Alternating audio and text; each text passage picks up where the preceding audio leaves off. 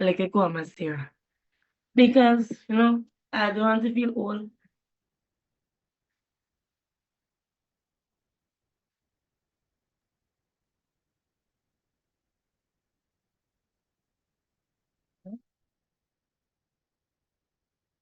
I feel music. Nah, I go inside that classroom.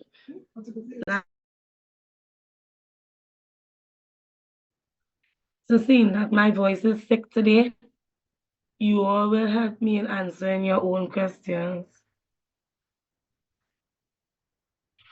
So can we continue to with this class, seeing that I have no more logins and it's 6:10. Okay, so somebody said that they are getting trouble with essay writing. To those that are getting trouble with essay writing, you could try to do things in in a form of flow chart, you know, or do it in points. So you start from, okay, this happens first, then this happens, but you're not numbering number one, two, you know, you just next, next, next, right? So try doing stuff in a flow chart system. See how well you can remember the flow of your chart, right? Or of the system of the relation that you are doing. And when it comes for exam, even if you don't try the essay, you can't try the essay, you have all the points flowing. And once you have all the points flowing, that is good enough.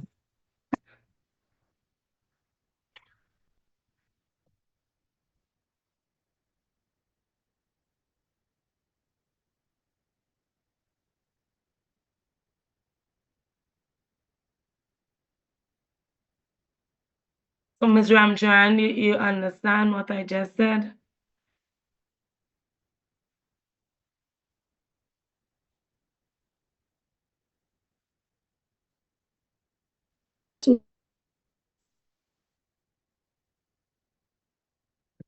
What, Ms. Ramcharan, what exactly is giving you problems with the essay writing? Are you good at flowcharts?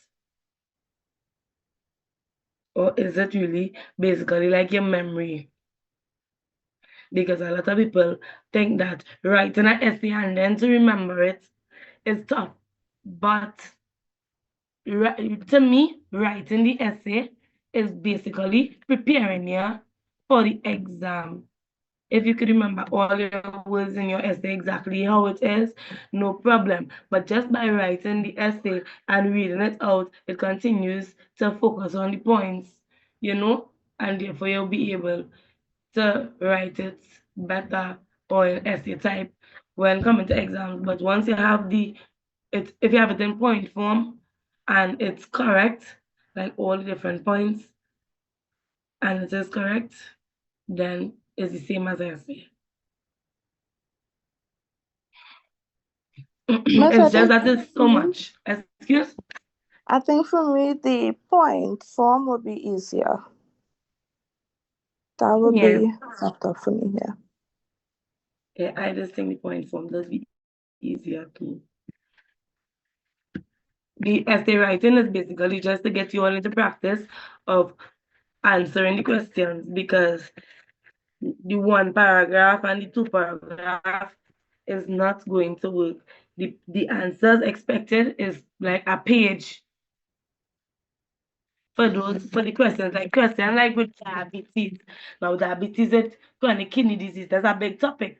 Now I have one of those long books and my essay on diabetes is a page, right? Like a whole page. So I know it's plenty. The my essay with cardiovascular disease is like a half a page of that, which you quarter of a page, right? The relationship between hypertension and chronic kidney disease.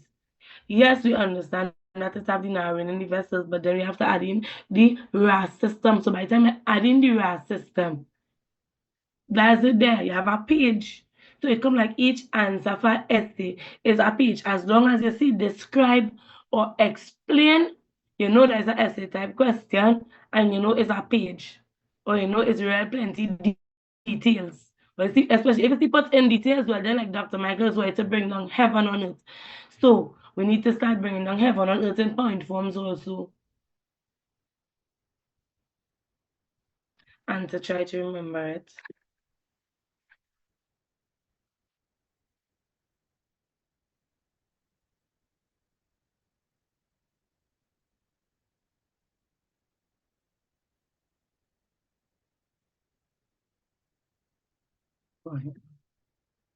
Okay, so the first topic that I would like to do is hypertension. Now, Dr. Michael told me he passed through the RAAS system with you all, but he didn't actually teach it. I don't understand what he meant by that. So somebody could tell me, because you always be in class more than me.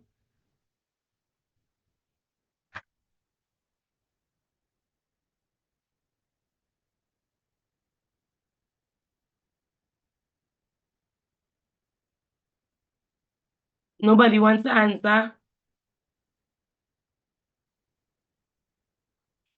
Did Dr. Michael do the renin angiotensin aldosterone system? That's the question. Well, I feel like everybody just No. no, but I I think start to it feel like was. everybody just frightened because I sounded like No, a miss. okay.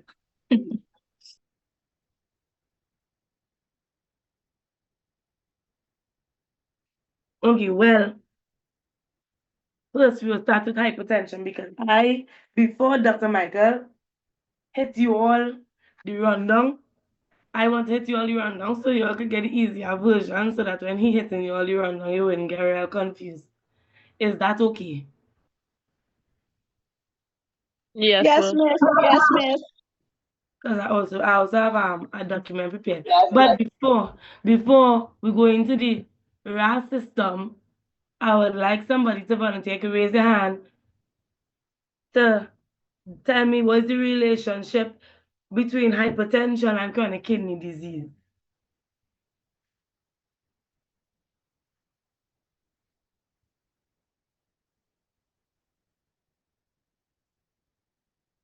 So all these essays I collect, and nobody here to say, well, okay, I can tell you a little bit about hypertension and chronic kidney disease, or even whatever I remember from the top of your head, because next week is exams, and we're not here to stay silent. We're here to share our voices and share our thoughts. It have nothing like anybody laughing at you, so it have no shame in this.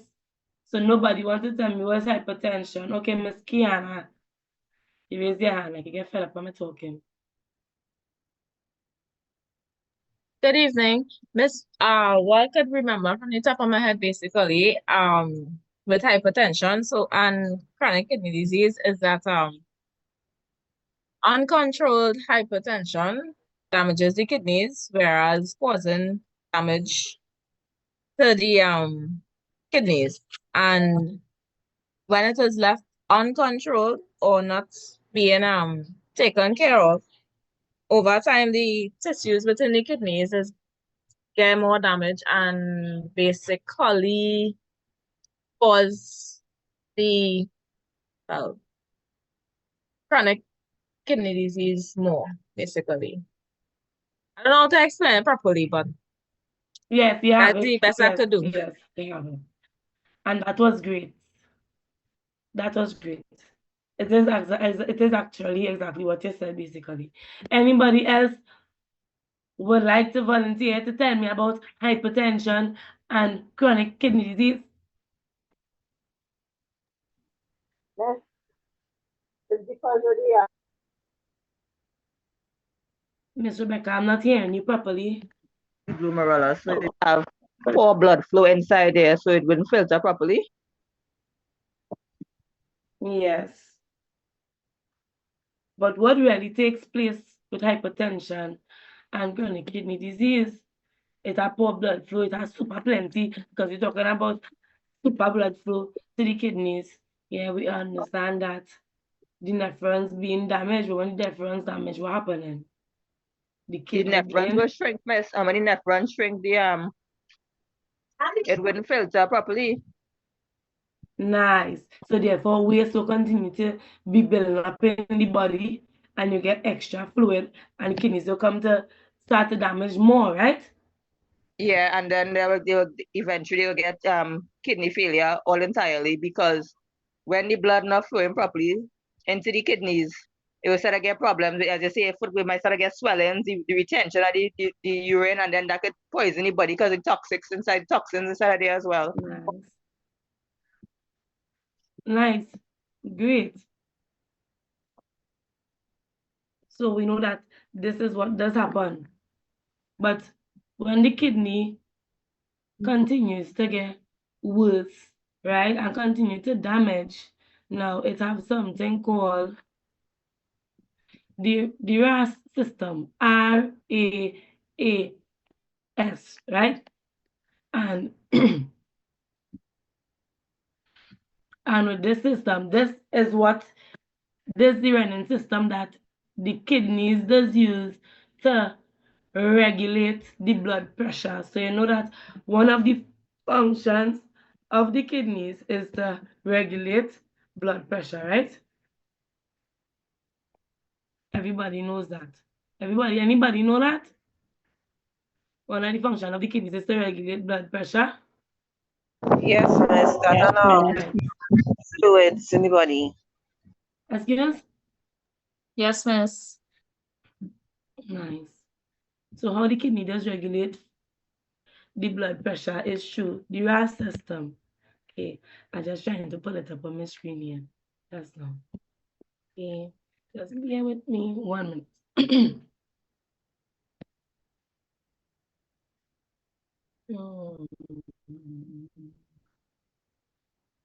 Okay, so everybody understand that.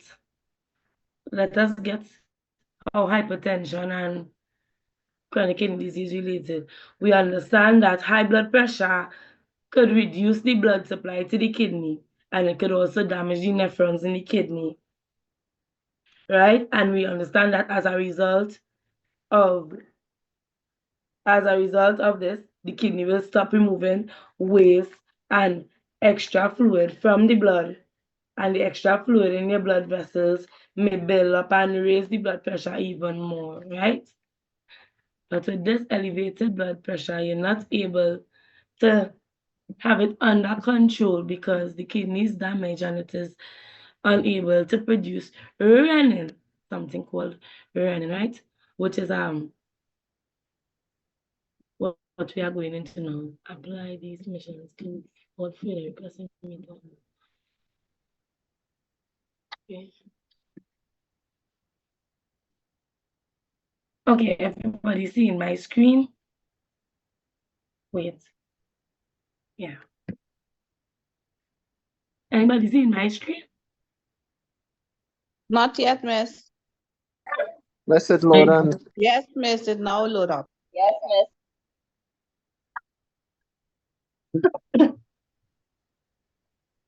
miss.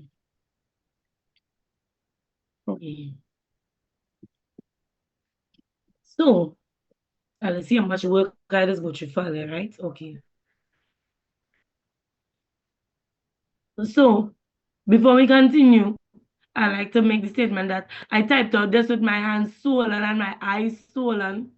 So I hope you all remember. Just remember, for me, the pain that I went through. So we have the renin, angiotensin, aldosterone system. Anybody ever heard about this system before? No, miss. So nobody heard No, about this miss. system before. Yes, I stopped sharing the screen because I like nobody don't even have a tip about this. No. So last week I told you I'll look it up also, and nobody didn't say, well, let me just dip in to see what is the renin aldosterone system. It's Yes, honest miss. for you to say. I came across it briefly when I was doing hypertension. Okay, great.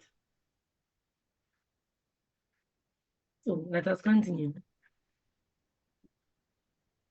Everybody seeing my screen, right? Yes. Yeah, ma'am.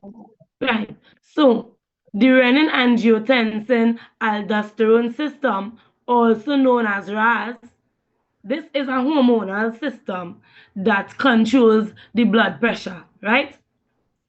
So while it have the bioreflex is a short-term response to sudden changes in the blood pressure. It's like, okay, so your blood pressure going high, your bioreflex, so try to send it down automatically. You understand? Just like how if you get a cut, your body will try to will automatically start healing itself. It's like that, right? Everybody with me so far? Yeah, ma'am. Okay, the bioreflex basically is for short term. Let me highlight this, and after I'll be sending you all it also, okay? It's a short term response, right? So bioreflex is a short term response to sudden changes in your blood pressure. And the RAS, which is the renin-angiotensin-aldosterone system, is responsible for long-term regulation, right? So remember, we're talking about hypertension and the kidneys, the chronic kidney disease here, right? And remember, chronic kidney disease is a continuous thing, a long-term thing. This is not where we need, where is, okay, my pressure just high today, so my bioreflex kick in and send down my pressure, or I'm not feeling good, my pressure drop low, it kick in and send up the pressure.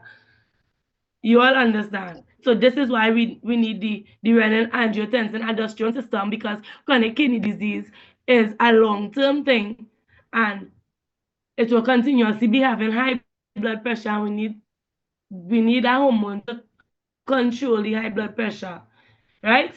So the hormone that helping us control our prolonged high blood pressure, what we call hypertension, is RAS, the RAS system, right? Right. If I'm talking too fast, just say, I'm talking too fast, you can just stop me. Okay, two people entered the waiting room. Let me just add them in.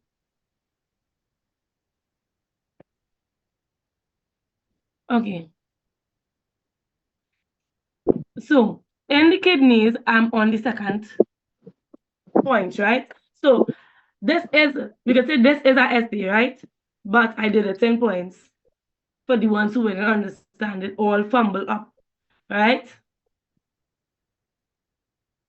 So in the kidneys, within the walls of the afferent arterioles, there are specialized cells producing prorenin called juxtaglomerular cells. So the juxtaglomerular cells in the arterioles produce this thing called prorenin, right? And when your blood pressure drops, as I said, upon activation by a drop in the blood pressure.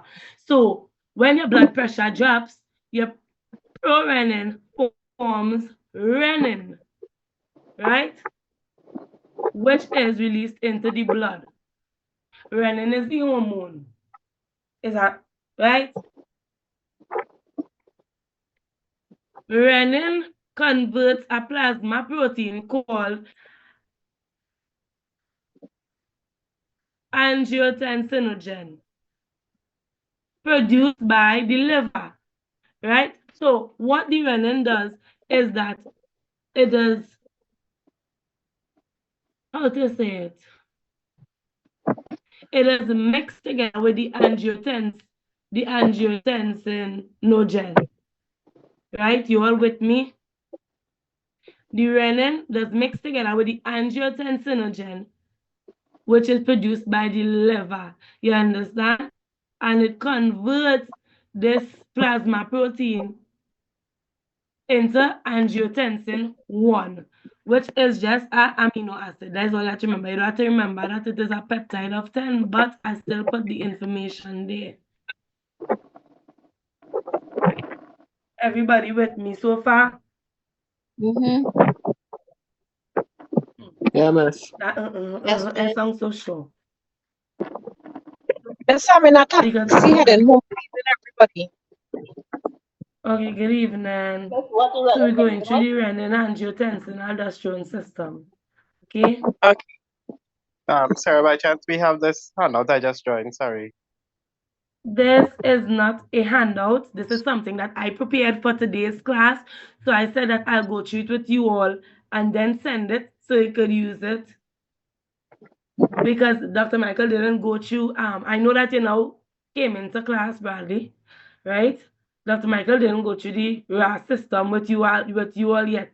So I thought that it would have been good for I to go through it first in a simple way, because you all know that he does go really in depth. Yeah. Okay, thank you. So that's and this the renin angiotensin aldosterone system, it is related to your essay with hypertension and chronic kidney disease. Okay.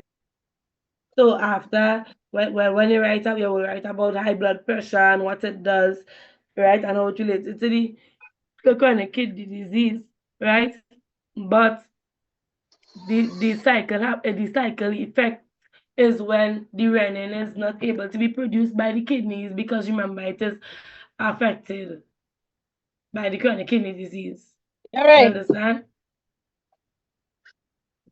So your body wouldn't be able to regulate your blood pressure because you have chronic kidney disease and your kidney is damaged, right? And not able to produce this hormone called renin. You understand? Because that is where this comes from, the kidneys. So therefore you continue to have high blood pressure and kidneys will continue to get more damage, and then the cycle just continues. It's every single thing, all these topics is a cycle. All these topics is a cycle because one just worsen than the other. It's just that you have to state how this one not good for the other, right? So when the blood pressure drops, when we have a drop in blood pressure, prorenin forms renin, which is released into the blood, right? And where does prorenin come from is, somebody can answer me. The kidney. Where does the prorenin come from? Apparently, I'm talking to myself. Within the walls of the Liver. apparatus. Right. Yes, the juxtaglomerulus. It's like it's right up on the screen. Everybody's seeing it, right? Yeah, man. Right. And I just wanted to make sure that everybody's seeing the screen, because I was asking the question and the answer is also right there. So now we have renin converts a plasma protein. So this plasma protein called angiotensinogen, which is produced by the liver, into angiotensin 1, which is a peptide of amino acids, right? You can look it up, you don't have to remember it, but just know basically it is an amino acid, right? So when the renin interacts with the angiotensinogen, right, which is produced by the liver, it turns into angiotensin 1, right? And now this angiotensin 1 is further converted into angiotensin 2, which is another amino acid, right? But the difference is that angiotensin 1 is a 10 peptide and angiotensin 2 is a 8. So you see the difference, right? And this is the angiotensin 1 is converted to angiotensin 2 by something we call ACE, ACE, right? The angiotensin converting enzyme, right? And this is in the lungs. This is found in the lungs and in the kidneys. So you see, the kidney is damaged. So all this interaction and all these chemical reaction and hormonal changes kind of take place because remember the kidney not working good. Everybody understand? Yeah. So let's go through it together. So prorenin, we get prorenin from the juxtaglomerular cells, right? And prorenin forms renin. Renin converts angiotensinogen, which is produced by the levator. Somebody answer. Angiotensin 1. Nice. And then what happens after that? It is further converted by what? Angiotensin converting enzyme ECE. Right. And you get angiotensin 2. So from angiotensin 1, when it gets converted by the angiotensin converting enzyme, we get angiotensin 2. So it's like a step up. Yes, it also have angiotensin 3 and 4, but that's not that important right now. Right? And this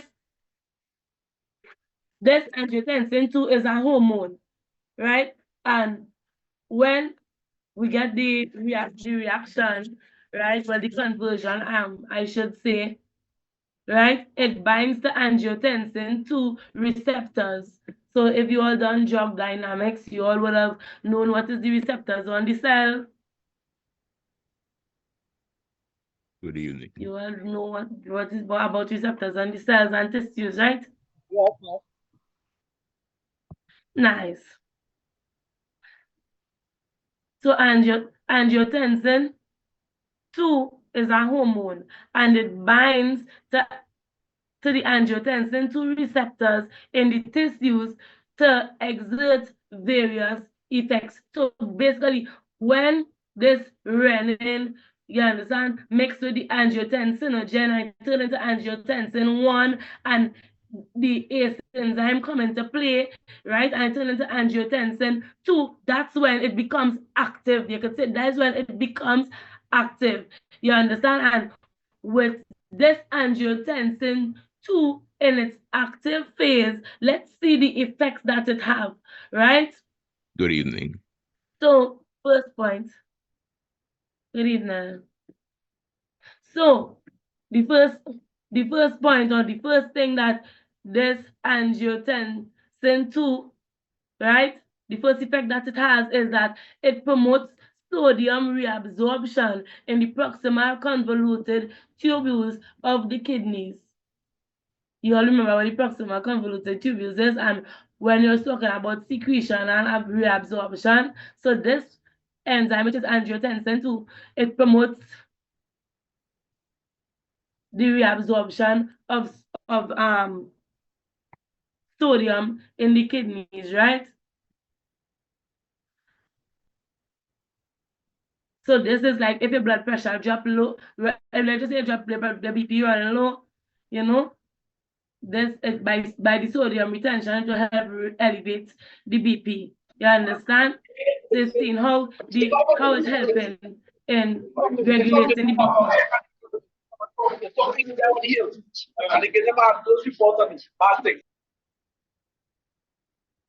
Everybody understand that first point?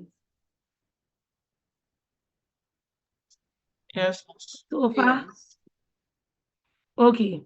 So the second thing that it does, that this angiotensin 2 does, right? It stimulates vasoconstriction in systemic arterioles, right? So if the pressure dropping, it makes the vessels smaller. Vasoconstriction make the vessels smaller, giving it an extra push to shoot up that blood pressure if it's low. Because remember what this RAAS system do is it does regulate the blood pressure, right? When it's high or low, it just fixes the problem. Okay? So with this, it creates the vasoconstriction in systemic arterioles. And you can look at the main vasoconstriction if you don't understand. You can look at the main systemic arterioles if you don't understand. And any questions, you could just ask me. I'm almost finished. Or you could ask me now. Anybody have any questions so far?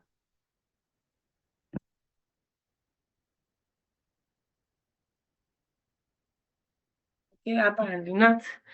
So we have done the RA, which is the renin angiotensin. Now, time to reach to the aldosterone. So the other thing that this angiotensin 2 does, right?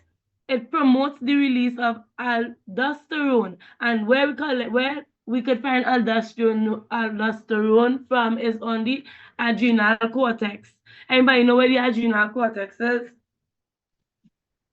To the upper part of the kidneys. Nice. That's very great. Very great. Yes, it is to the upper part of the kidney. So you're saying now with kidney disease, the system is renal failure. You understand? So the angiotensin too, right? It releases aldosterone from the adrenal cortex, right? And the aldosterone promotes sodium and water retention in the kidneys. So it does hold back water and sodium in the kidneys, just like what I said just now. Remember when we were talking about the secretion and reabsorption within the kidneys? This helps. This is like, this is what part of what I should say does promote absorption and secretion of the sodium and the water, right? The RAAS system. Okay? But with angiotensin 2 being released, it also have some effects on another part on the central nervous system of the body, right? So what it does, it acts on the hypothalamus to stimulate thirst and encourage water intake. Anybody know the hypothalamus? Somebody can say what could tell class what is the hypothalamus?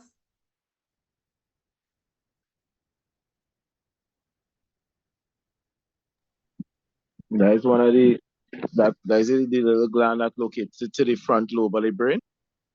Yeah.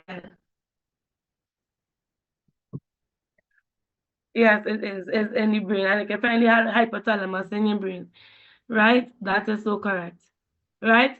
So this angiotensin too, it acts on the hypothalamus to stimulate it to feel thirsty to encourage water intake, right? It also induces the posterior pituitary to release antidiuretic hormone, which promotes water retention by the kidneys. So everybody know what is antidiuretic hormone? I like somebody to tell me what is antidiuretic hormone.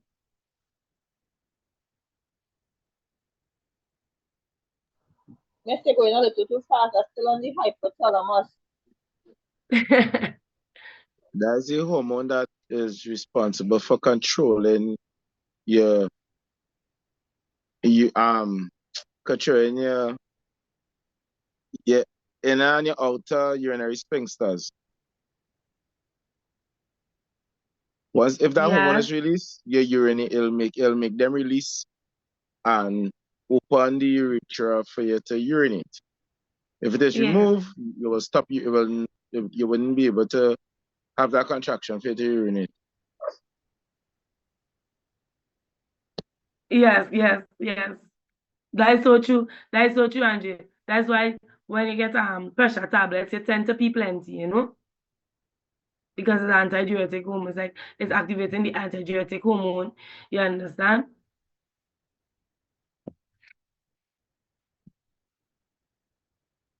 So the third thing that it does, it reduces the sensitivity of the baroreceptor response to increased blood pressure, so that this response would not counteract the effect of RAAS. So remember in the beginning, we was talking about the baroreceptor, right? So what the baroreflex? So the baroreflex is the short-term response to sudden changes in blood pressure, but with the RAAS system in effect, right? And when it trigger the angiotensin 2, this angiotensin 2 will stop the baroreflex, because angiotensin 2 now in the play and this taking care of the problem. So no need for the baroreflex to take care of the problem here. Everybody get it?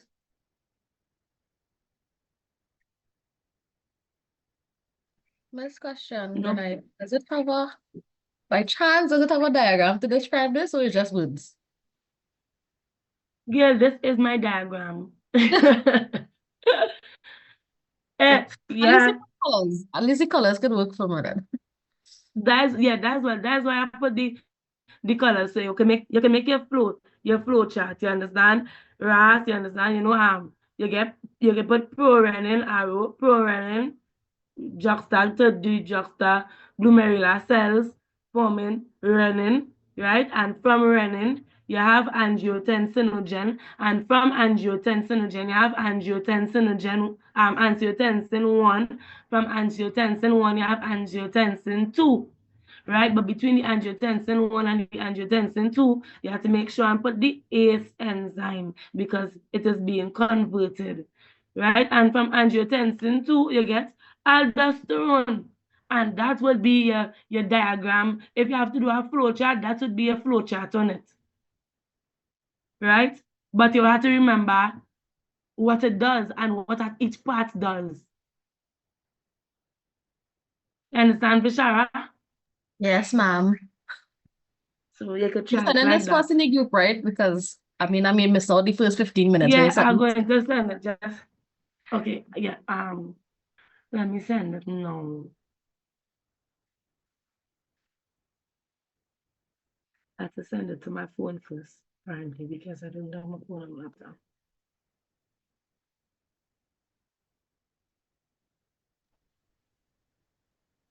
Okay, so somebody from just from brief discussions, right?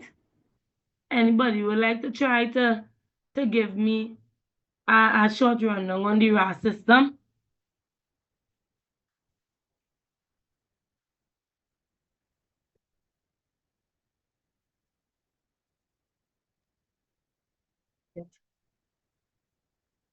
Miss, I can give it a try. The RAAS system is a hormonal system that controls blood pressure in long-term regulation. Nice.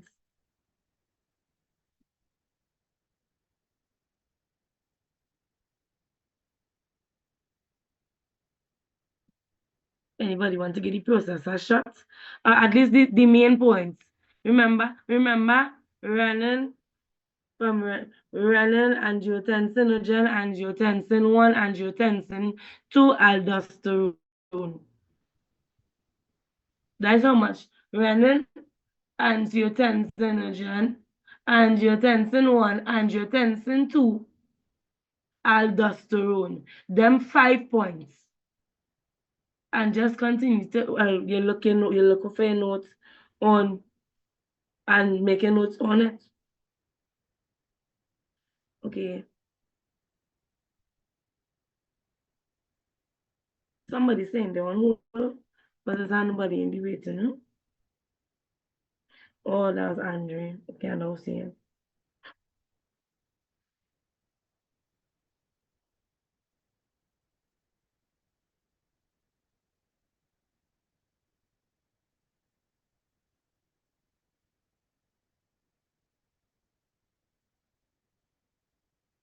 Okay, I just sent it to the group. You all got it?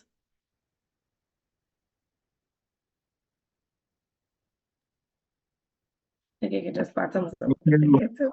Receive. I send you our system to the group, so you all could get some practice on it. Yeah, we got it. Right, nice.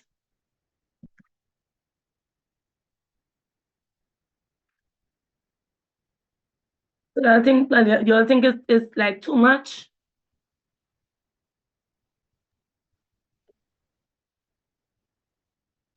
Not really. Just had to read through it. Okay. Yeah. So but together with your what hypertension, what relation hypertension and chronic kidney disease have, you mentioned that it also affects the RAS system, and you put in your RAS system. Oh my God. Anybody have any questions? Is this coming in exam? Excuse? This topic will also Everything I become do just come for exam.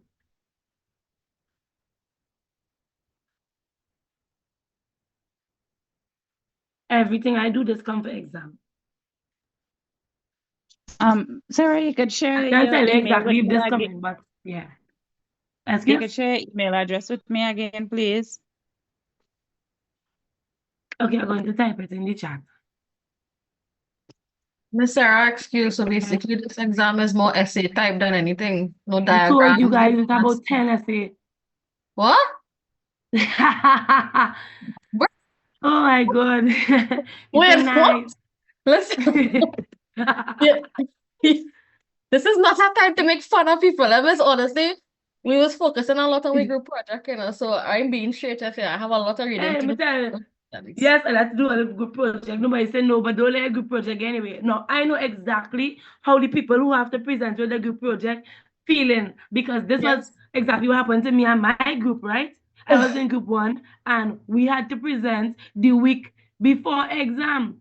Same thing. When we presented the week before exam, we only had 1 week to do our revision and our studies. But I And did that send you an exam, one essay. of my friends I did did really email you. horrible. I did email you the three stuff though. I know you're not 100%, but I did email it last week. No, I went through all messages I got on WhatsApp. I didn't go to my email as yet, right? Because I was just hectic. So I had my phone. I was just going through whatnot. Well, so I'll be going through them. It's not like I totally abandoned it. It's just trying to get the project done and then exam next week and in the middle of the entire life. Wow. Oh boy. All right. Yeah, it is true. You're kidding about the 10 essays, right? Huh? You're kidding about the exam, right? That is not a laugh. Okay. Bishara, saying that we are speaking right now. You tell me, right, the topics that we discussed and that you all did in class thus far. Yes, I did. I did send it to you. Right. Last week I sent it. The only thing I haven't really read was drug dynamics as yet. I haven't touched that yet. Okay, so let us go through some topics. Hypertension relation with chronic kidney disease, diabetes and chronic kidney disease, anemia, malnutrition and chronic kidney disease, anemia and chronic kidney disease, wait for it, cardiovascular disease and chronic kidney disease. So far I have 5. Wait.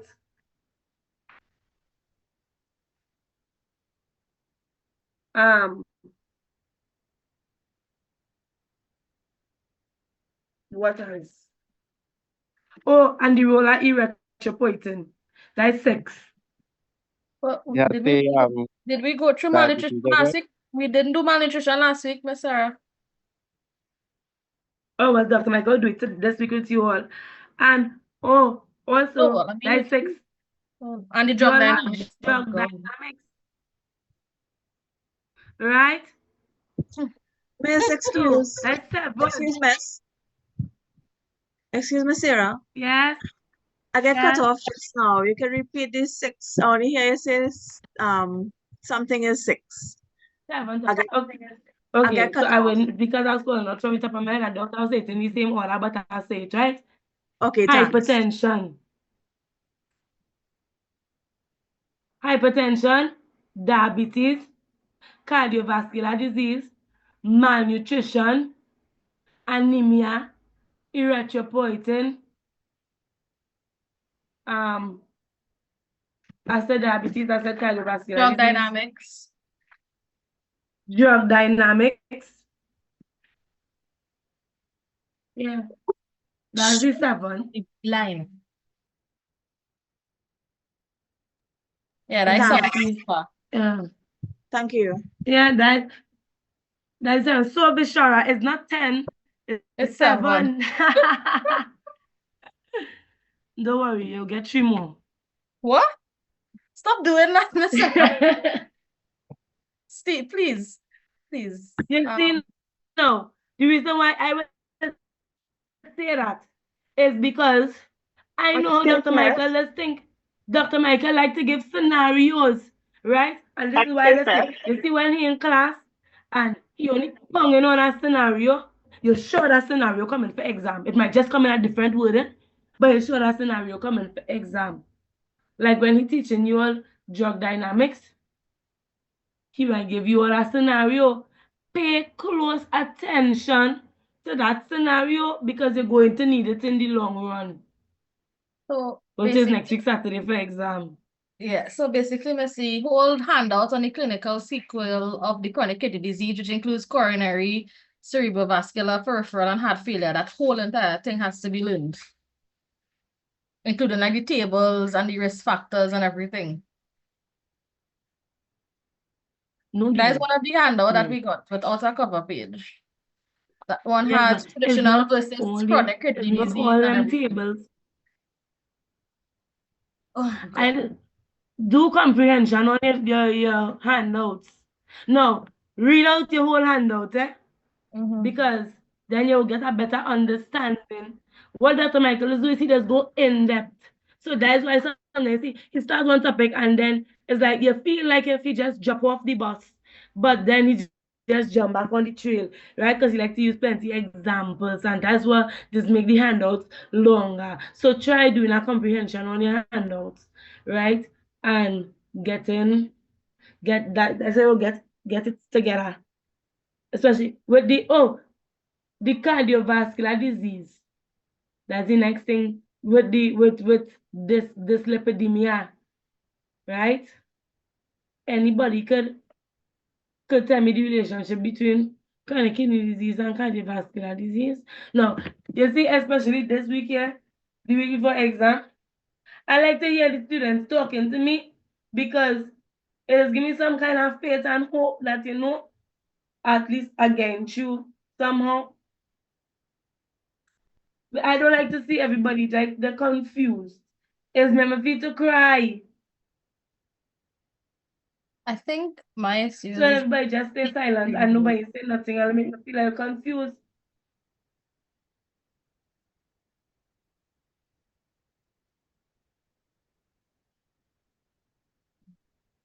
I'm not confused. Everybody understand. Now, this is the same thing I asked before the last exam. Everybody understand, everybody say yes. Well, yeah.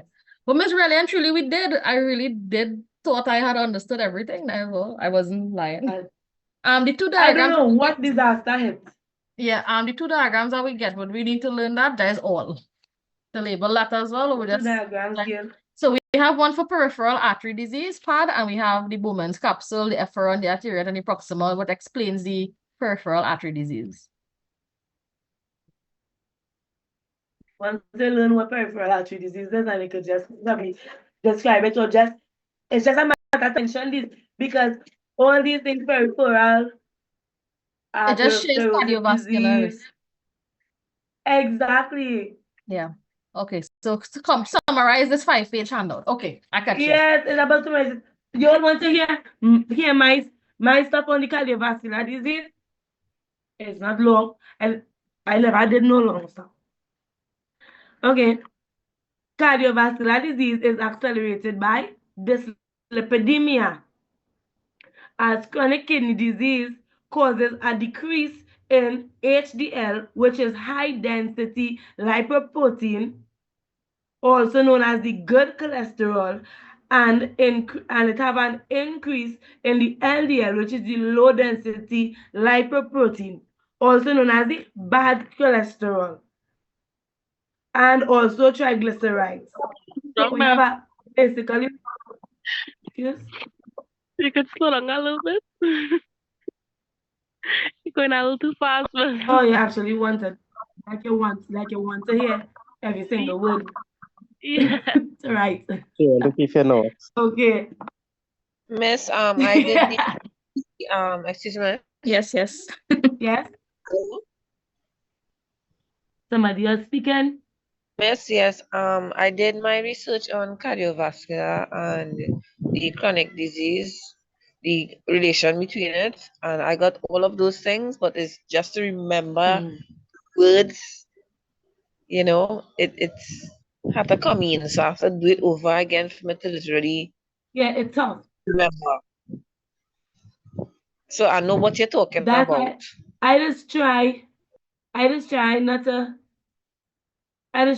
jumble up everything and try doing that also, because it's so much, Miss Bryce, it's so much that you have to take it in sips like tea, you know.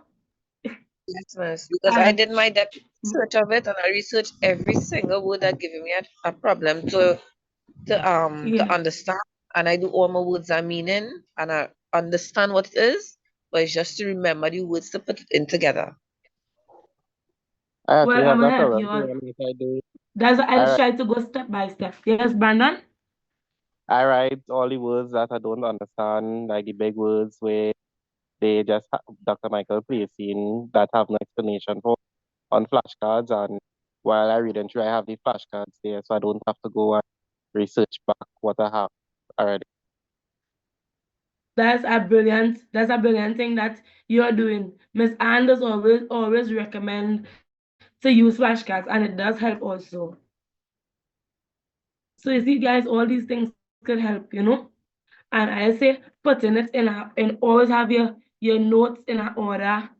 So that's what help you to get less confused, and that's what I just do.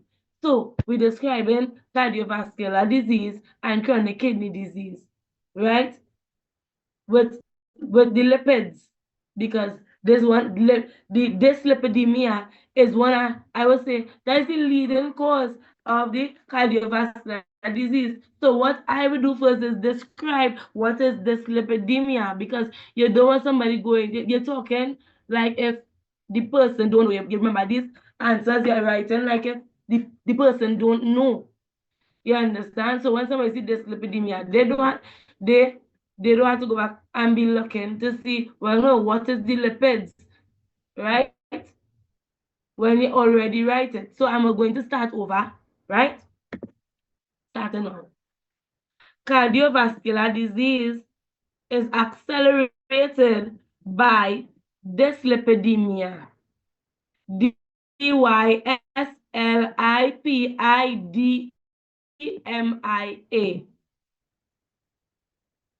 As chronic kidney disease causes a decrease in HDL, which is high density lipoprotein. So next to HDL, you can just put open brackets, high density lipoprotein. That is what HDL stands for, close brackets. And this is also known as the good cholesterol. So you're letting this person know that, hey, with chronic kidney disease, it does cause a loss of the good cholesterol. And the name of this good cholesterol is HDL, right? Which is high density lipoprotein. You all with me so far?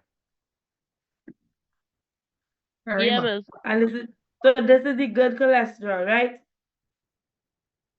And it causes an increase in the LDL, open bracket, low density lipoprotein, close bracket, which is the bad cholesterol, and also triglycerides.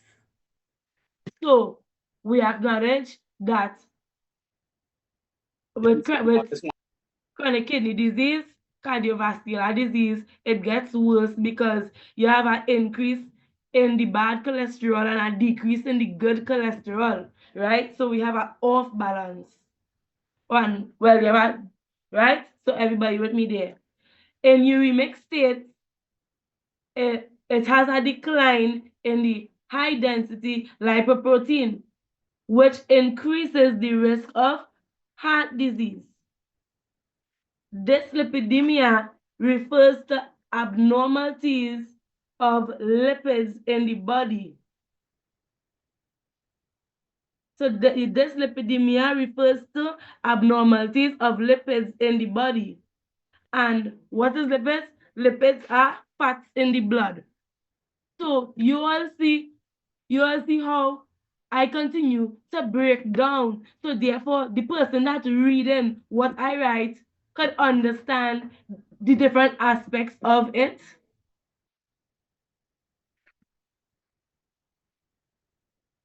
Anybody hear me? Enough, enough. Yeah, Oh, man. Sense.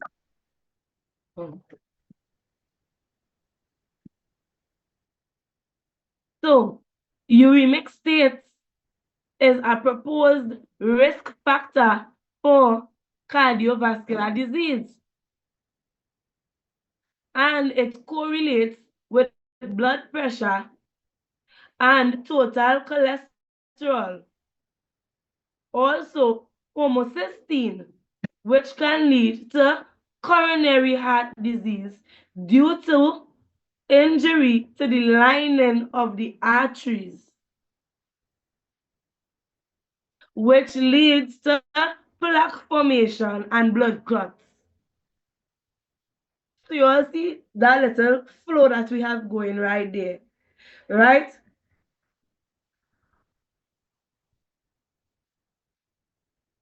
When you say uremic states, damaged kidneys, chronic kidney disease, uremic states, the high urea in your body, all the toxins in your body built up, right? Everybody knows uremic states.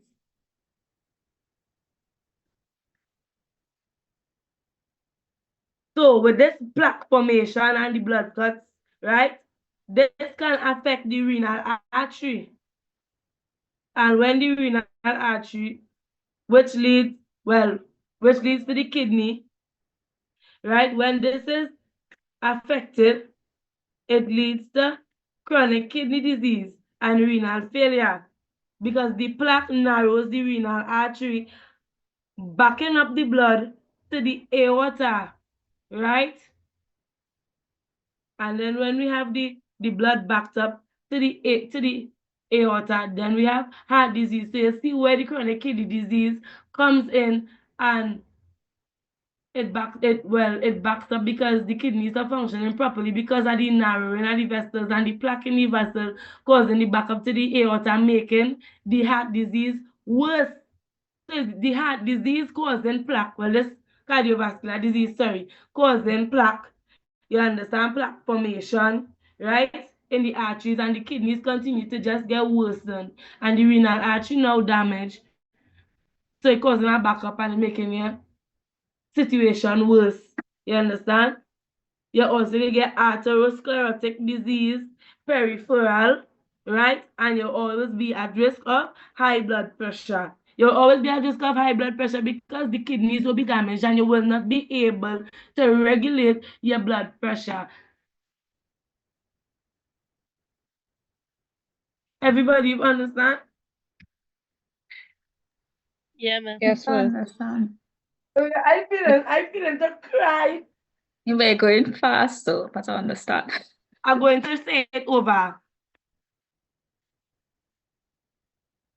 Miss, the first part we get, you see when you stop and then you start back, I'm totally lost from there. The part about the lipids. No, I understand the lipids. This last 2 minutes, I believe that you were speaking, it was very foreign. Because Okay. I watching the I 5 page and also listening to you. So I understand that you did your own private research as well too, and you made up a something that makes sense. So okay. what? So you understand up to the lipids and where uremic states is a proposed risk factor for cardiovascular disease, and Right. it correlates with blood pressure. Right. Okay.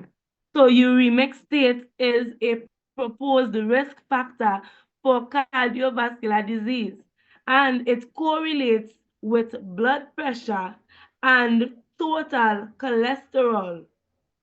Also, homocysteine, which can lead to coronary heart disease due to injury to the lining of the arteries, which leads to plaque formation and blood clots. So these are things that just happen in cardiovascular disease, Miss, and the word you that is use what coronary heart disease does. homocysteine, that right. That is the that's Yes, acid. Okay. yes. It's And just this that could, yeah. Go ahead. excuse? Sorry. No, No, sorry. it's just together with the cholesterol, you're just adding also homocysteine.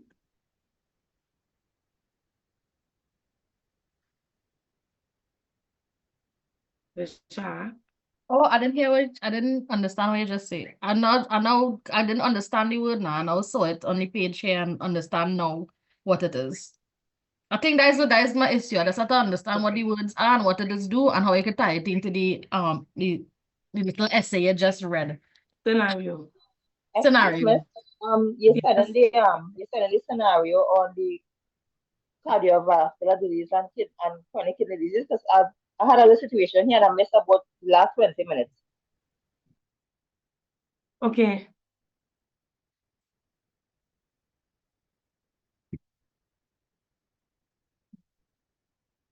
You want to repeat yourself?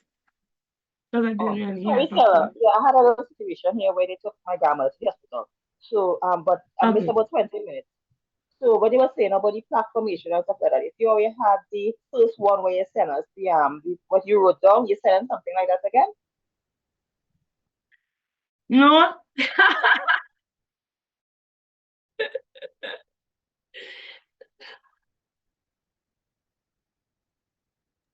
Okay, I so don't where can send I out read? my notes. Okay, no, but where can I read about what he was now saying there? The 5-page handout, the clinical sequence of the chronic kidney disease. Everything she stated there actually here, it's just not in order. She just rearranged it to Yes. suit. All right, okay. Yeah, I Everything she rearranged said, it. it's here. It actually is here. Every word that I sorry, it's not eaten. Every word that Yeah, that's right. sorry, Miss, the one has always been eaten. Every word that you said, It's okay. actually here, she just rearranged the 5 pages, but everything she said actually on this handout. I see it. Just not in the same order as the handout. Which handout is it? Exactly. The clinical sequel of chronic kidney disease. I can't. I'm meeting my mic. Girl, you eating pepper what? Pela with pepper. These students of mine. Okay, Visha. Yes. So it is in the handout, but what I didn't know, this note is from how much years ago. My page bust out my book and I have it standing holding here on a staple. Right? I never threw away my book. Right? So I get my notes from what I did, and also sometimes I from me getting more better understanding of it over the years, that's how I'll be able to just speak about it, you know. But this was how I understood it from the beginning, so I never get rid of my first draft, I should say, because what I do is look at the word relation, you understand, and I basically relate everything to each other and why everything is related, right? So it's like example, how I went from talking about the homocysteine could lead to coronary heart disease, right? And then I went on to say, well, you know, the coronary heart disease, it could lead to the coronary heart disease due to the injury of the lining of the arteries, which leads to plaque formation and blood clots, you understand? But then I continue along and say it can affect the renal artery. So everything, I do it in a step process, showing you what happens from the beginning to the end and how the cycle continues, because it is always a cycle. The kidney making the situation worse. Just remember, it's like the kidney and the situation in a relationship. But it's not working out because kidney making things bad for the situation and the situation making things worse for the kidney. Because the kidney just continues to get worse. So with all the topics is about the relationship between them.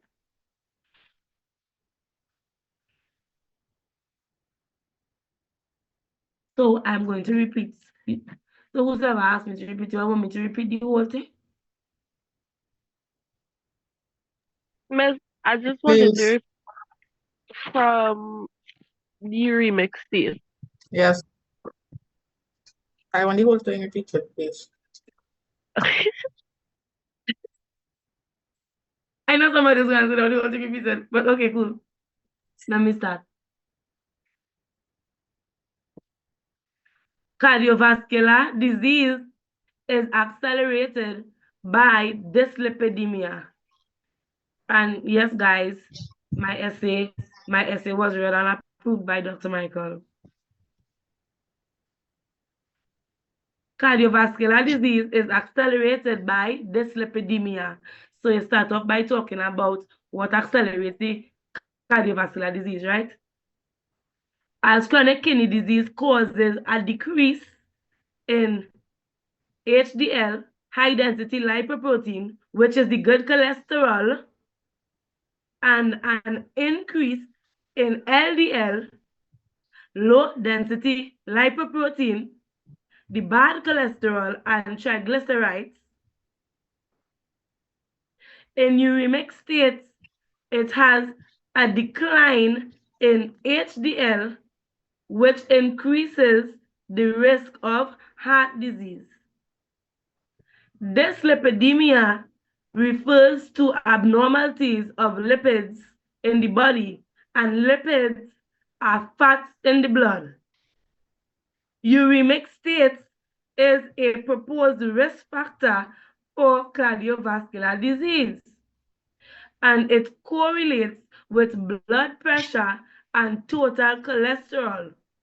Also, homocysteine, which can lead to coronary heart disease due to injury to the lining of the arteries, which leads to plaque formation and blood clots. This can affect the renal artery, which leads to chronic kidney disease and renal failure.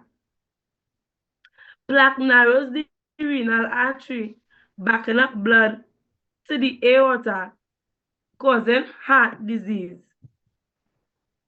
Atherosclerosis disease also is a manifestation and peripheral. Well, you know the rest of the peripheral heart disease, right? And with the heart disease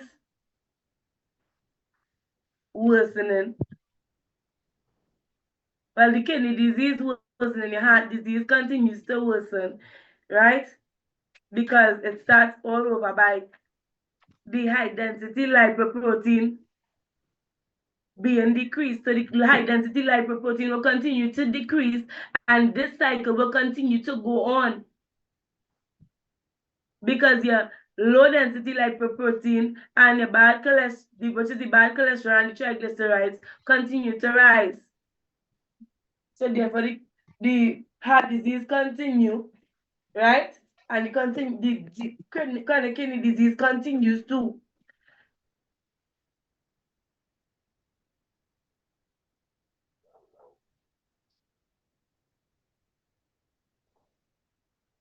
So, you know, the main cause of the acceleration, the main cause of acceleration of cardiovascular disease is dyslipidemia. And once you know that, that is one of the biggest things. Once you know what dyslipidemia is, and you're able to describe what is dyslipidemia, what is the lipids, and how the kidneys malfunction, the lipids, then right, you're good to go.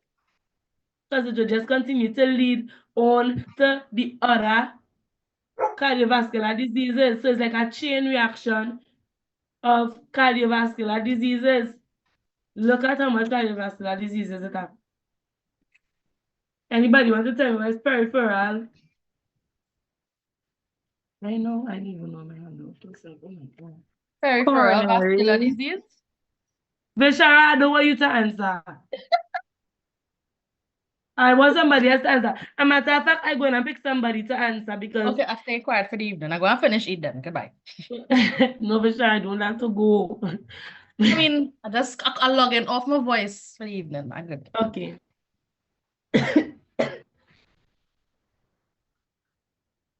Miss Purcell, are you online? Yes, I am. You can explain peripheral for me. Is it the narrowing of the blood vessel in the limbs?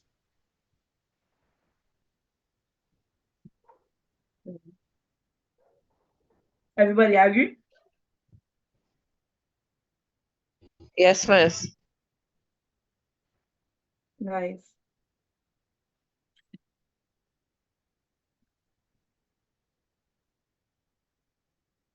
And atherosclerotic disease.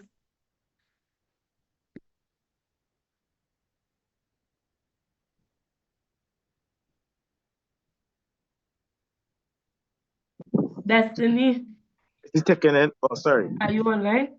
Okay, Andrea, you want to answer? You can say it was atherosclerotic disease. That is the thickening of the arterial wall, which causes it to constrict by narrowing of the walls itself. Black buildup.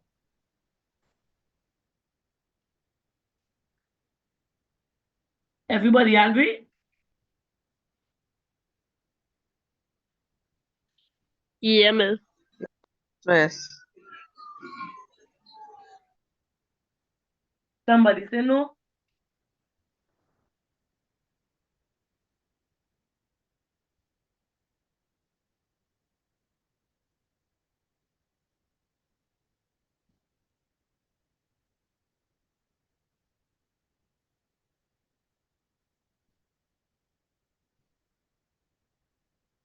Okay, so so I would have by myself on page. Oh no, my handout does be different to your own because I have like a compile handouts, right? So I don't know what page, but it have the page with the definitions of chronic kidney disease, cardiovascular disease, atherosclerotic cardiovascular disease, coronary heart disease. It have all. But when you On look page at all, you see 5. that all related. You see that all related, right? So that's why I wrote the whole relation of each one going into the other.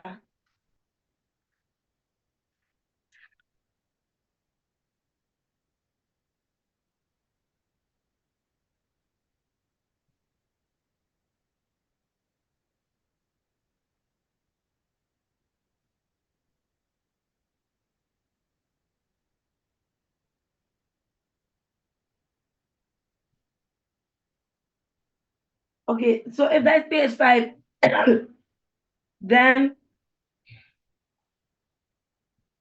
you all could use the note on page 4 and try to make a note too.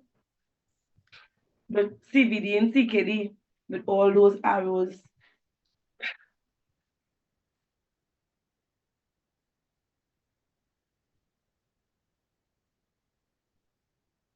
Oh, I know exactly how you all feel because I was once a student and I went through my sleepless nights and my crying days also when I had to stay up and study, all because I wanted to make it in this life. And I still don't make it yet. I don't know why I don't put me to be next prime minister and I go vote for me.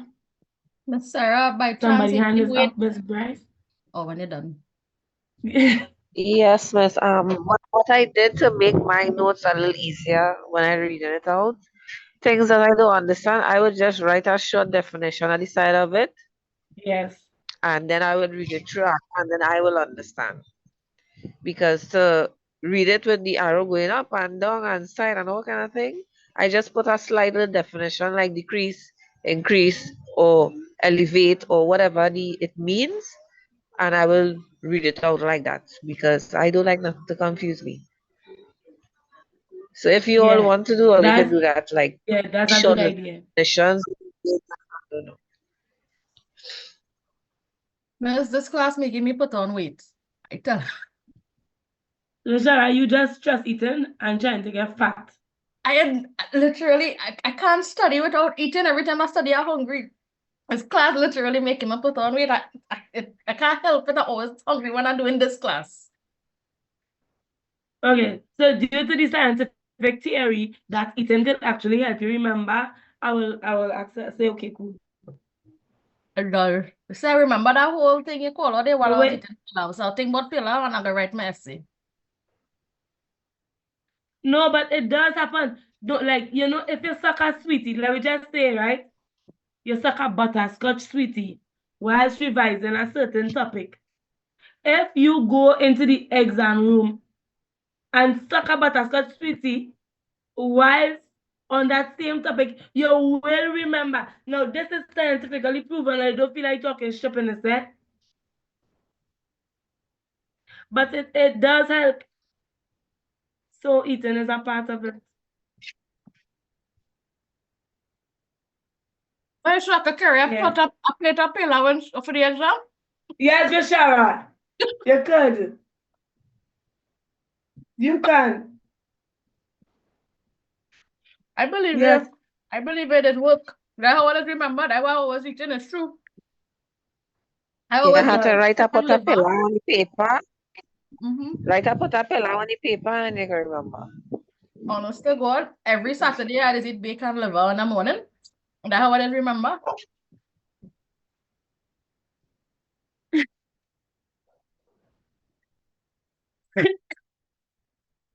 No. Sarah, what question at the school have any left-handers? Miss Sarah, that you forfeit, please be okay. You survive this That's without. weird. Yes, I tried to. Yes, Bishara. After I almost half killed me because he make me laugh, which I'm not supposed to be laughing. Anybody else in this class is left-handers? Could we petition for some left-handers, please? I can't do my exam on a right-handers again, miss. I can't.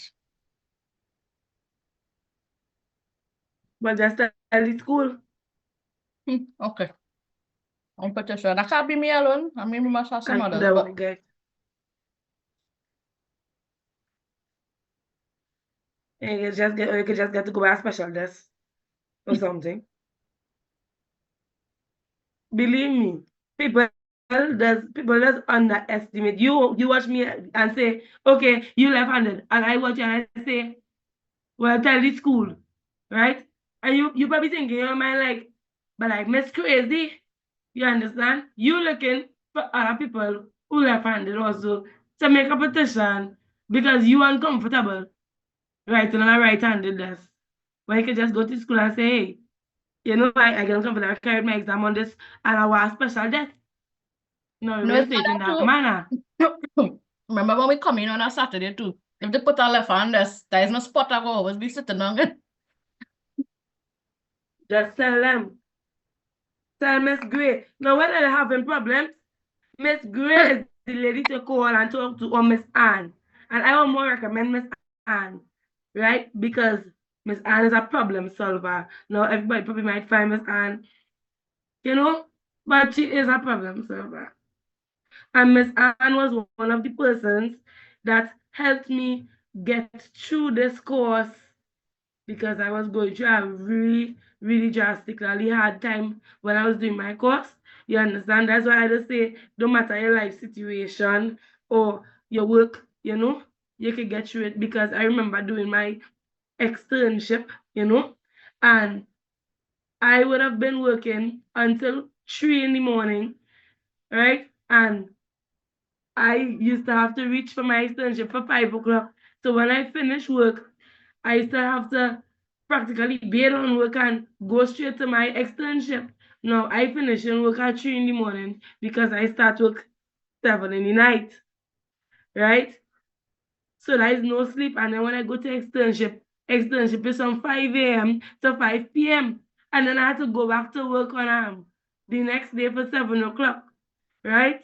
So it used to be tough for me until I started to tell my boss man, well, you know, you have to minus some of my days because my work, my school work more important. Me, I know I wanted to pass this diploma. And I get fired when I tell my boss that. He watched me and he tell me, well, do bother to come to work. He didn't care. You understand? Because he realized that I looking for betterment and it's a better job that I'm seeking. I get fired. So then I was with no money.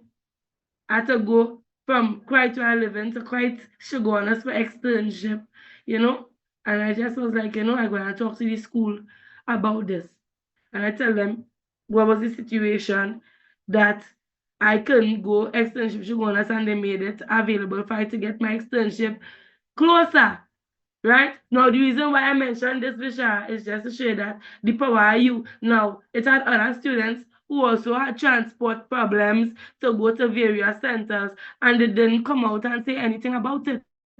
They dropped out, but I chose not to. You understand? I chose not to let the situation that I was fired with 2 children and had no money block me from finishing my course. I finished anyway. I get another work. How long did you take to finish Why? it, Sarah? Excuse? How long did you take to finish it, the externship? They say we have 6 months to finish it, 2 or months.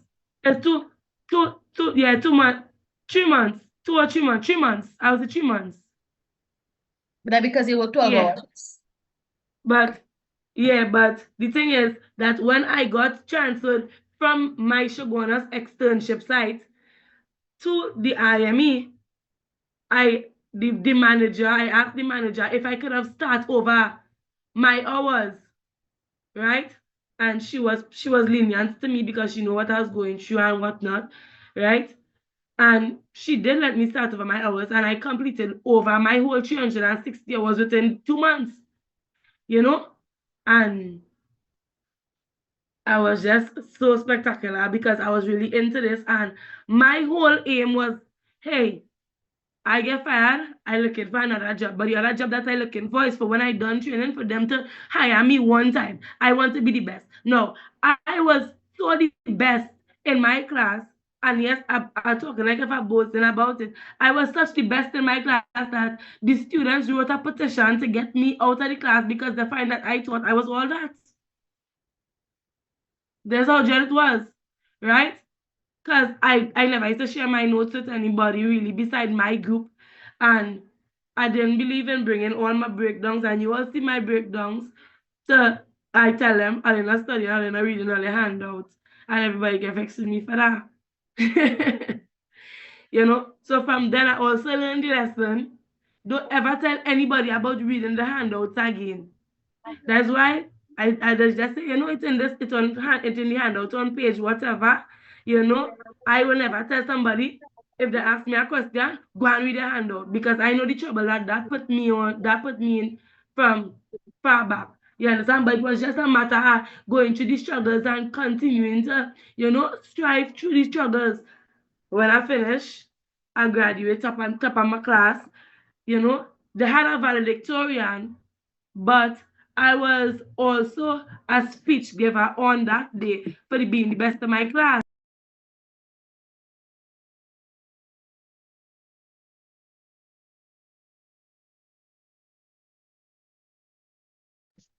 My Sarah? speech was Mr. better than both The amount of valedictorians' clinical hours speech. we have to And make it yes, 360. Hi, good night, Sarah. excuse? I really having some The concerns now about the practical aspect of it, because the internship, The I didn't practical realize not it. hard. No, it's not that I can't do the practical. What I'm thinking about is the length of time, because you were saying it's 300 and how much hours? 360. 360 hours. No, So, wait. No, don't get frightened because I said 360 hours, right? But you because as a student in control of this, right? The reason why I beat out mine so fast is because I did get fired from work, and I was able to go every day to the IME from 2 a.m. until the close, which was 6 o'clock in the evening that time, right? And make all kind of 15, 16 hours for the day just trying to finish, you know? But let's say you are working and you only able to come to do your externship on a Monday and a Wednesday. Then whatever center that you go in, the school will let them know, and you also as a student will tell them, well, you know, I could only come in on a Monday and a Wednesday for this time or that time, because the center managers understand that the students are working also, and they need to make your time flexible. You well, understand? So they give you that flexibility in time. well, Sarah, it's sort of like I want to take a year because I work Monday to Friday, 7 to 3. My vacation time, I don't know, I may be able to use some vacation time, but I can't try to calculate the amount of days. I don't have all that vacation time to take one time. Um, I could maybe only work on Saturday. I don't know how to do this. Okay, and you will make it up. You will still make up your hours regardless. Let me tell you something about this. Once you show that you pushing, you believe me, you go in and pass your hours in a jiffy. Because that's why I do. Look at me. I believe so much until I get hired. Because everything is explained, as Dr. Michael will say. He does want the full explanation. So we know I start from the Sarah, could we insulin is use produced by the beta cells. Yes. These What's essays the you're reading now, question? could you use it? Yes. Why not?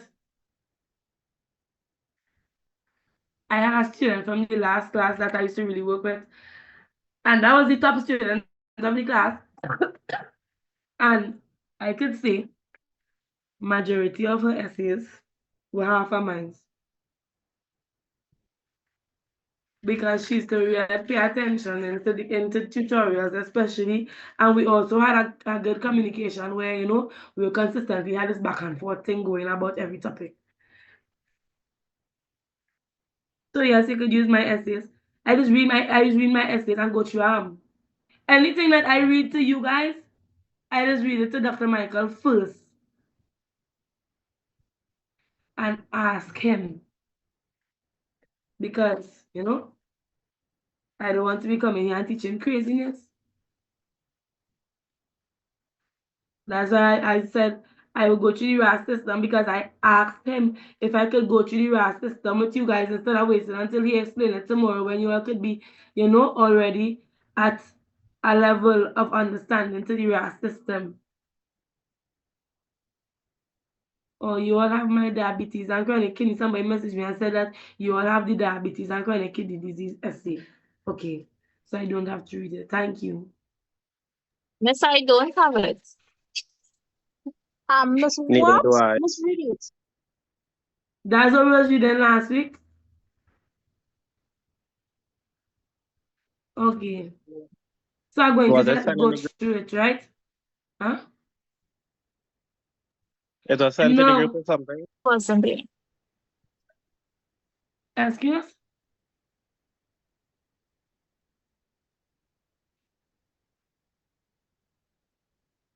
Okay, like Stephanie said that she'll send it to you all.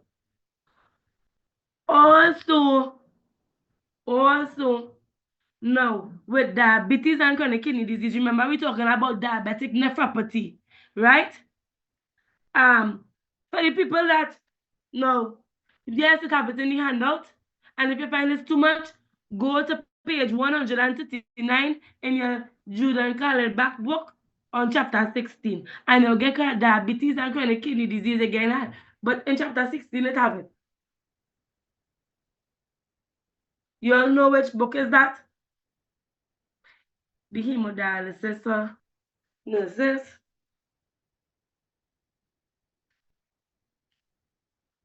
Anybody read chapter 16?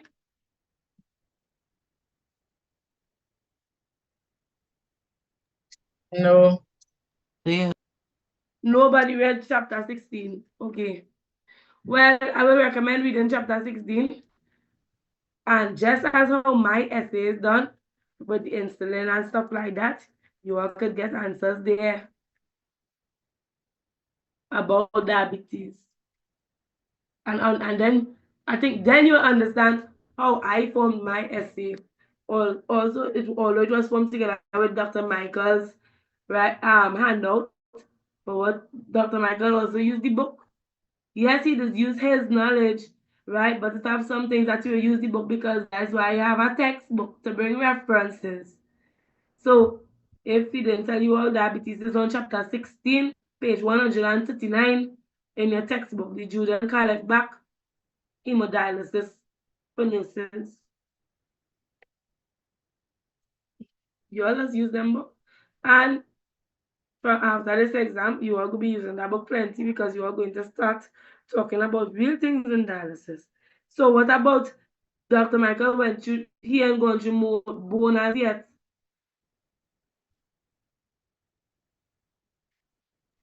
Yes, he did. Dr. And he went to calcium also. Also, I mean, everybody understand because nobody didn't decide to bring up this topic. So you all know that a tutorial is supposed to be me and you guys, not me alone. And you guys supposed to help me by telling me what you all don't understand. And by telling me the topics that you all did. So seeing that you all did this, everybody understand it.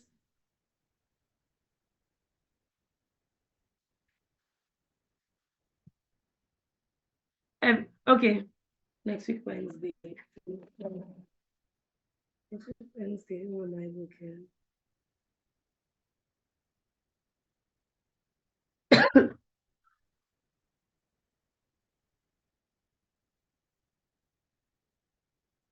Next week Tuesday, Dr. Michael having tutorials with you all. And you all have a tutorial before exam. Yes, Yes. Yes, Tuesday. I feeling like you all like, not all, but a good bit of you all just not prepared for this exam. So like be truthful to each other, everybody who not prepared for exam, just put up their hand. What's your question, miss? Everybody who not prepared, I said that I think that, you know, a good bit of you all is looking like you're not ready for exams. So I said, to those who are not ready for exams, let me get a raise of hands. We have 52 people in the class. Yeah, I know that. Mr. I'll be ready It by has no next week shame in Thursday not to do next understanding. week Thursday tutorial.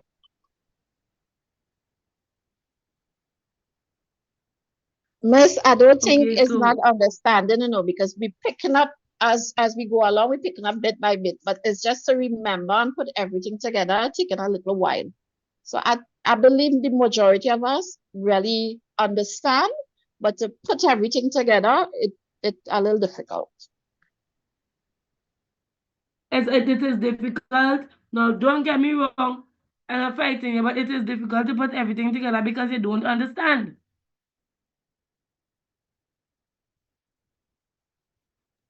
Because if you understand something, then you'll be able to put it together. But if you don't understand, you will not be able to put it together. So you're not able to put it together because you don't understand. We will try to get over this. So, how kind can I be? Everybody have the diabetes, everybody have the 7 topics. I did the RAAS system. You all could go over that. Go over it tonight, go over it tomorrow. Okay, we have 7 days until exam. If every day take a topic, just do it one at a time.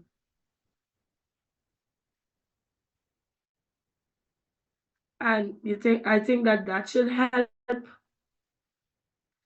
If you say tomorrow you're doing hypertension, Sunday you attack cardiovascular disease, Monday you attack anemia and malnutrition and erythropoietin, because those 3 short, then you go on to drug dynamics the next day, and take everything one step at a time instead of trying to probably understand everything at a time.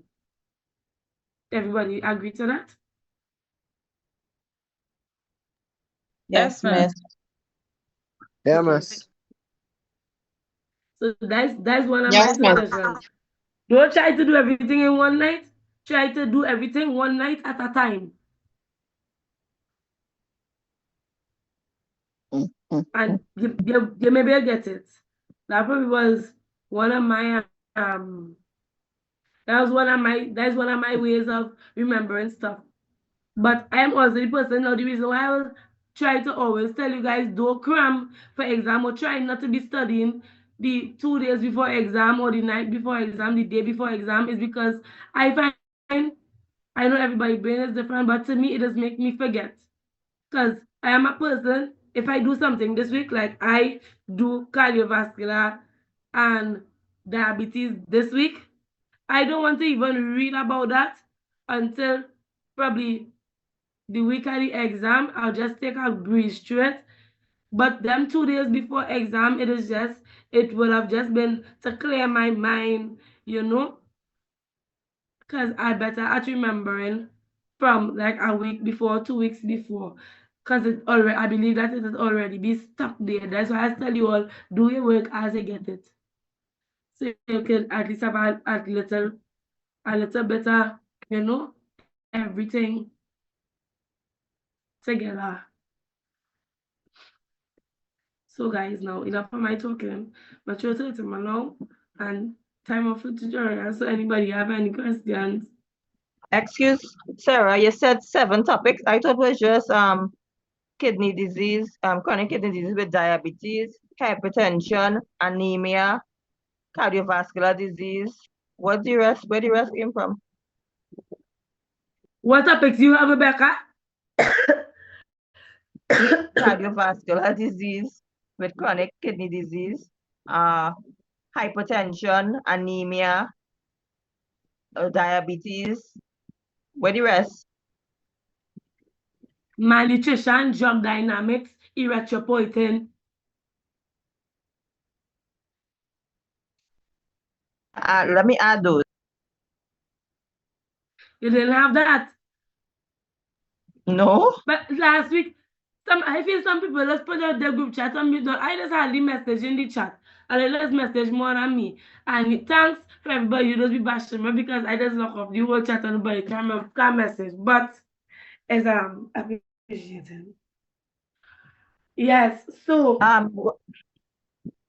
Sarah, what happened with that is that the malnutrition and the erythropoietin, I cannot add that in because when I did the erythropoietin, I just added that in diabetes. I didn't know that was a separate topic by itself. No, erythropoietin, not in diabetes.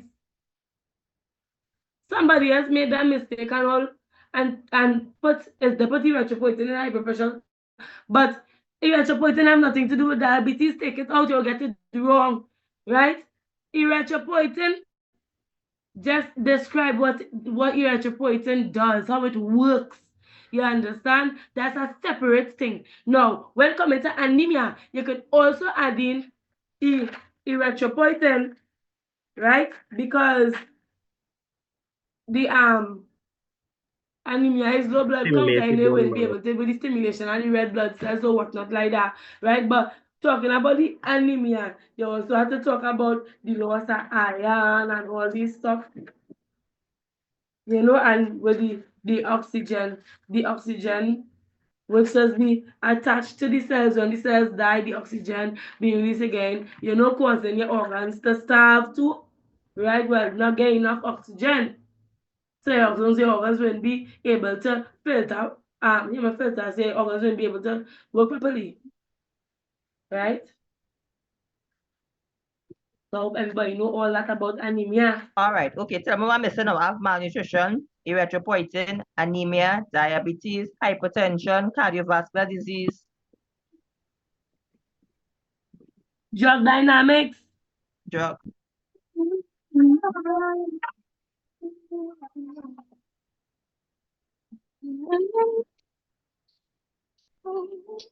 Okay, thank you. You're welcome.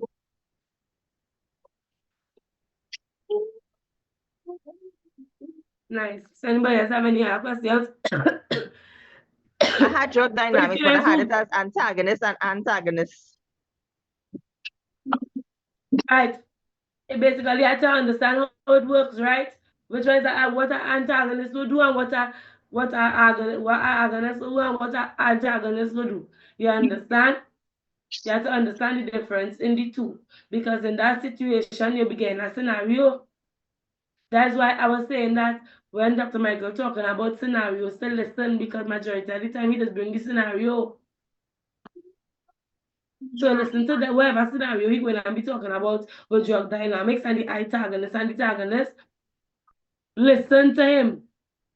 Because that will be, So you come like I did now get 8 questions out of the whole exam. Oh my God. And then I do bone. Next week we do bone. By the time I look at it. I actually have some papers here, and my papers just disappeared. Just making sure, what the topics.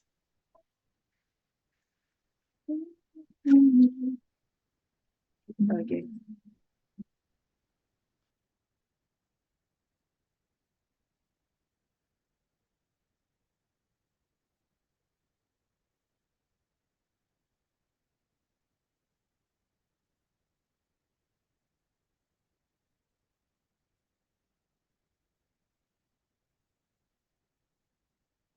Okay, with the agonist and the antagonist, right?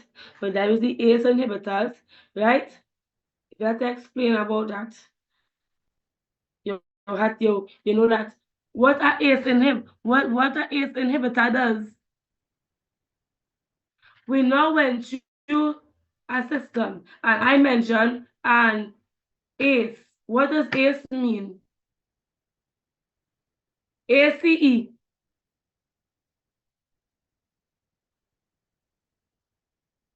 So I just had a whole tutorial for nothing.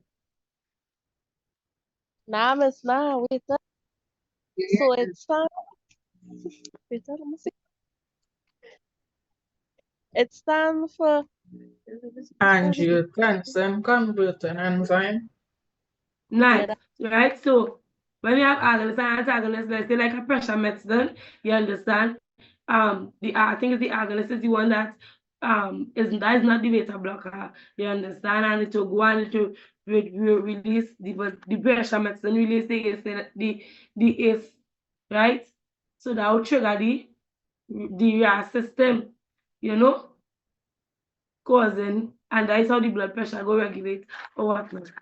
I was just trying to give you an example of how the agonist and the antagonist reach, or it will block the receptor on the receptor. Because remember, we were talking about the receptors, outer receptors. You understand? It's either the agonist will activate it or the antagonist will block it. The antagonist is a blocker.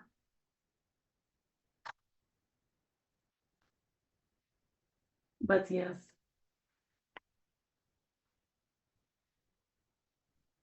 So you all understand what is secondary hyperparathyroidism?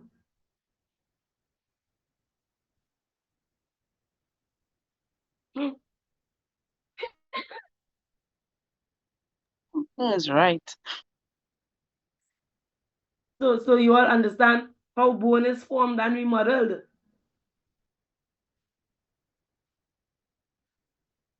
So I'm speaking Spanish. Like osteoblast and osteoclast. Yes, that's osteoblast and osteoclast and osteocytes. Yeah, that's the remodeling of bone. So somebody, Osteoblast oh is the God, one that repairs the muscle, the muscles, the bone, and stuff like that. And I think osteoclast is the one that breaks down the calcium for reabsorption. okay, so when you're talking about that, Brandon, seeing that you don't have an understanding it, and to everybody, if you're talking about bone, how it is formed and remodeled, you're going to get it step by step from the beginning to the end, right? So there's 9 topics. Bone, right? And get it step by step. I know it doesn't teach nothing that I come for exam. So seeing that you all understand all that, somebody can tell me what is the hormone that controls hypercalcemia in the body?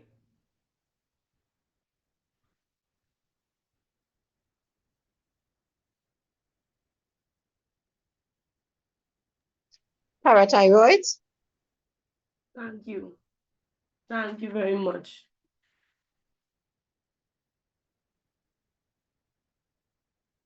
Thank you very, very much. Okay, guys, let me not keep you back. It's 5 to 8. Anybody with any questions before I go? Yes, Sarah, you now said 9 topics, but that was only 8.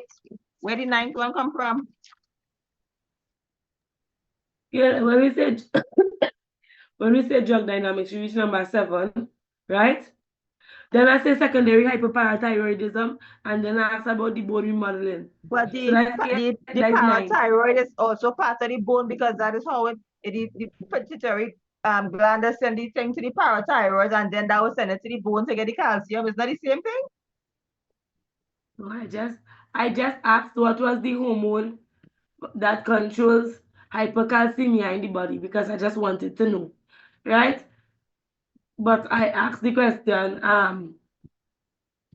if you all understand secondary hyperparathyroidism and how it works. So secondary hyperparathyroidism obviously will be something that I believe you all should look over. And not look over as in pass Okay, it I went over, over but look that into. already. Right, and to understand it. It's not just going to, but to understand it.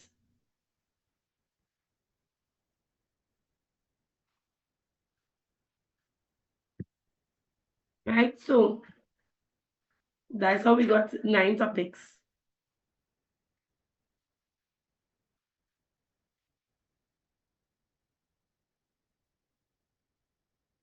And then when you do drug dynamics,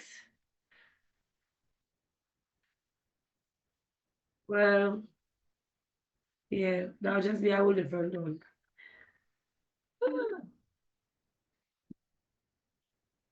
Oh, when you all do drug dynamics, there's a next topic. Oh, I already said that. But I don't know there's a SDA.